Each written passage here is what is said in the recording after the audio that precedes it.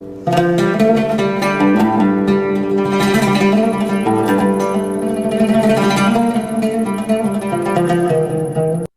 writing in Arabia begins about 1500 years before the Quran. The earliest datable documents come from ancient Yemen. They're wooden sticks, the earliest ones till about the 10th or 11th century BC.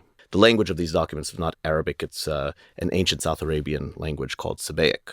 Script used on these documents is not directly related to the Arabic script either. It's what scholars call the South Semitic script. It's an alphabet with about 28 to 29 letters, depending on the variety. And so ancient Yemen has a continuous writing tradition in this alphabet and using basically indigenous languages like Sabaic, and there are three others, Katabanic, Minaic, Hadramitic, for about 1500 years. Now, the rest of the Arabian Peninsula also had writing traditions. So the oases of northern Arabia, for example, Dadan, which is an oasis about 180 miles north of Medina, had its own local script. Taima, a great oasis of northern Arabia as well, had its own writing tradition, its own script, and also their own languages distinct from Arabic. You have some inscriptions referring to Nabonidus, king of Babylon, who basically occupied the oasis from 553 to 543 BC.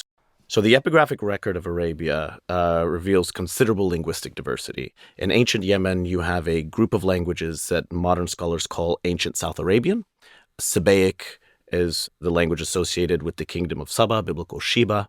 And you have Katabanic, Minaic, and Hadramitic. These are four neighboring kingdoms. But what's really interesting is they are very different from Arabic and were definitely not mutually intelligible with Arabic.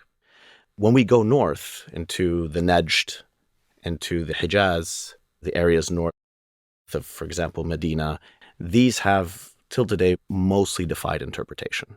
So that means that in the middle of Saudi Arabia, you had indigenous languages that were very different from Arabic.